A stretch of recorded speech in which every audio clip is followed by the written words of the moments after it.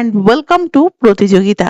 আজকে current affairs গুলো 22শে March 2026। তো আজকের গুরুত্বপূর্ণ কারেন্ট অ্যাফেয়ার্স যা ডাব্লিউবিসিএস ও ডাব্লিউবিপিএসসি অন্যান্য সরকারি চাকরি পরীক্ষার জন্য ভীষণ গুরুত্বপূর্ণ, তো সেই কারেন্ট অ্যাফেয়ার্স গুলো চলো দেখে নেওয়া যাক। প্রথমেই আসছি ভারতীয় নৌবাহিনীর শক্তি বৃদ্ধিতে।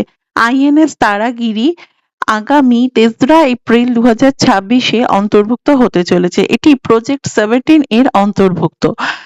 এটি মনে রেখো 75% দেশীয় প্রযুক্তিতে তৈরি করা হয়েছে।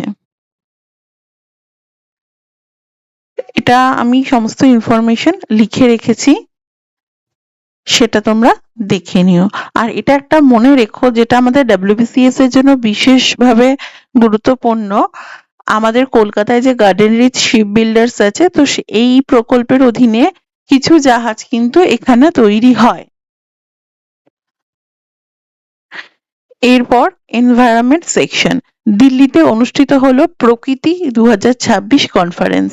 এখানে গুরুত্বপূর্ণ পয়েন্টটি হলো ভারতের নতুন ইন্ডিয়ান কার্বন মার্কেট পোর্টাল উদ্বোধন হলো। লক্ষ্য হলো 2070 সালের মধ্যে ভারতের নেট জিরো লক্ষ্যমাত্রা পূরণ করা। এই রিলেটেড ইনফরমেশন আমি এটাখানে মেনশন করে রেখেছি বোথ ল্যাঙ্গুয়েজে। আজ 22শে মার্চ, আজকে কিন্তু বিশ্ব জল দিবস। 2026 সালের থিমটি হলো water and gender, where water flows equity grows. এই থিমটা কিন্তু পরীক্ষার জন্য গুরুত্বপূর্ণ, তো তোমরা এটা নোট ডাউন করে নিও। সর্বশেষে ইকোনমিক আপডেট। 1 এপ্রিল থেকে কার্যকর হতে চলেছে ইনকাম ট্যাক্স রুল 2026। নতুন ট্যাক্স রেজিম অনুযায়ী এখন থেকে 12 লক্ষ পর্যন্ত বার্ষিক আয় করমুক্ত হতে পারে, যা মধ্যবিত্তদের জন্য একটি বড় স্বস্তির খবর।